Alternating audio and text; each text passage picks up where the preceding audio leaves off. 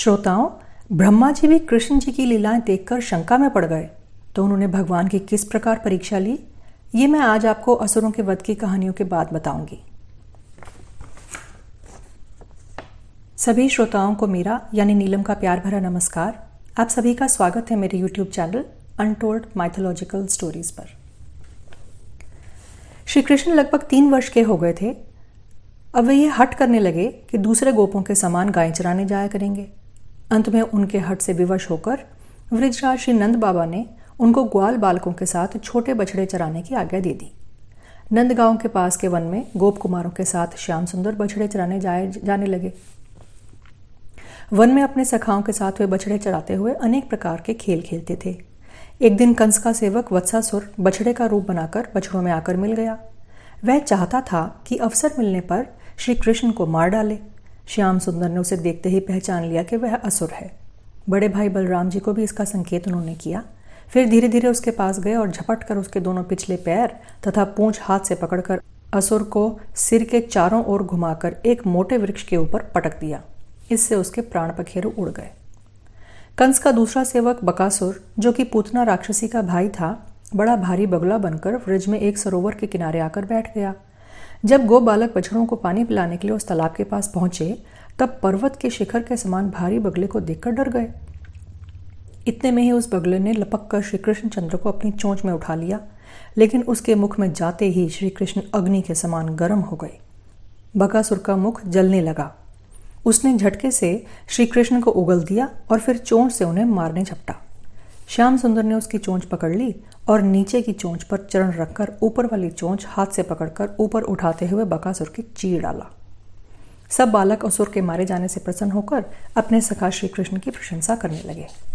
दानवों के राजा महामायावी मय दानव का पुत्र व्योमासुर कंस का मित्र था। उसने बलराम, श्री कृष्ण और सभी बालकों को मार डालने का निश्चय किया। माया से गोप बालक का रूप बनाकर वह बालकों में शामिल हो गया। उसकी सलाह मानकर गोप बालक भेड़ चोर का खेल खेलने लगे। कुछ बालक रखवाले बने, कुछ भेड़ें और कुछ चोर। चोर बने बालक भेड़ बने बालकों को ले जाकर कहीं छिपा दें, यह निश्चय हुआ। व्योमासुर चोर बना था।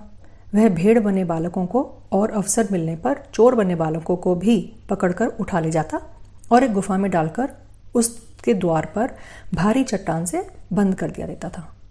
जब 4-5 बालक ही बचे तब श्री कृष्ण को उस पर संदेह हुआ। उन्होंने व्योमासुर का पीछा किया। जैसे ही असुर ने एक बालक को गुफा में बंद किया, श्री कृष्ण ने उसे पकड़ लिया। अब तो व्योमासुर ने अपना भयंकर राक्षस रूप प्रकट कर दिया, लेकिन श्री कृष्ण ने घूंसे थप्पड़ मार मार कर उसे खत्म कर डाला और चट्टान हटाकर गोप बालकों को गुफा से निकाल लिया। पूतना और बकासुर का छोटा भाई अघासुर बड़ा भारी अजगर बनकर व्रज में आया। वह मुख फैलाकर मार्ग में पड़ा रहा। गोप बालकों ने उसके मुख को पहाड़ की गुफा समझा और वे बछड़ों के साथ अघासुर के मुख में घुस गए। उन्हें विश्वास था कि कोई भय की बात हुई तो श्री कृष्ण हमारी रक्षा कर लेंगे। श्री कृष्ण चंद्र कुछ पीछे थे। उन्होंने पुकार कर बालकों को कहा भी कि यह अजगर है, लेकिन बालकों ने अपनी उमंग में वह पुकार सुनी ही नहीं। अपने मित्रों और बछड़ों की रक्षा के लिए श्री कृष्ण चंद्र जी अजगर के मुख में चले गए और वहां जाकर इतने बड़े हो गए कि अजगर का श्वास रुक गया और अंत में प्राणवायु सिर फोड़कर निकल गया। अघासुर का जीव प्रकाश रूप में आकाश में कुछ क्षण स्थिर रहा। भगवान श्री कृष्ण जब गोप बालकों और बछड़ों के साथ अघासुर के मुख से निकल गए तब वह ज्योतिर्मय जीव श्री कृष्ण के चरणों में लीन हो गया। अघासुर का मरना और उसकी जीव ज्योति श्री कृष्ण चंद्र जी में मिलना ब्रह्मा जी ने देखा। अब गोप बालकों के साथ श्याम को अज्ञानी बच्चे की तरह खेलते खेलते देख ब्रह्मा जी को बड़ा संदेह हो गया। अतः परीक्षा लेने तथा भगवान की सुंदर लीला देखने के विचार से उन्होंने बछड़ों का हरण कर लिया और अपनी माया से एक गुफा में ले जाकर सुला दिया। अब बछड़े नहीं दिखाई पड़े तो गोप बालकों को व्याकुल होते देख स्वयं श्री कृष्ण उन्हें ढूंढने चल पड़े। लेकिन शाम के जाते ही ब्रह्मा जी ने सब गोप बालकों को भी माया से निद्रित करके उस गुफा में रख दिया। श्री कृष्ण ने ब्रह्मा जी का सब काम जान लिया। तब श्री कृष्ण जी स्वयं ही बछड़े और बालक सभी बन गए। 1-2 दिन नहीं, पूरे वर्ष भर वे बछड़े और बालक बने रहे। व्रज में किसी को इसका पता तक न चला। मनुष्यों का 1 वर्ष तो ब्रह्मा जी का एक क्षण ही होता है। ब्रह्मा जी ने जब देखा कि माया से सुलाए बछड़े और बालक तो सो ही रहे हैं, किंतु व्रज में उतने ही वैसे ही दूसरे बछड़े और बालक श्री कृष्ण के साथ खेल खेल रहे हैं, तो वे बड़े आश्चर्य में पड़े। इतने में सब बछड़े और बालक चतुर्भुज विष्णु के रूप में हो गए।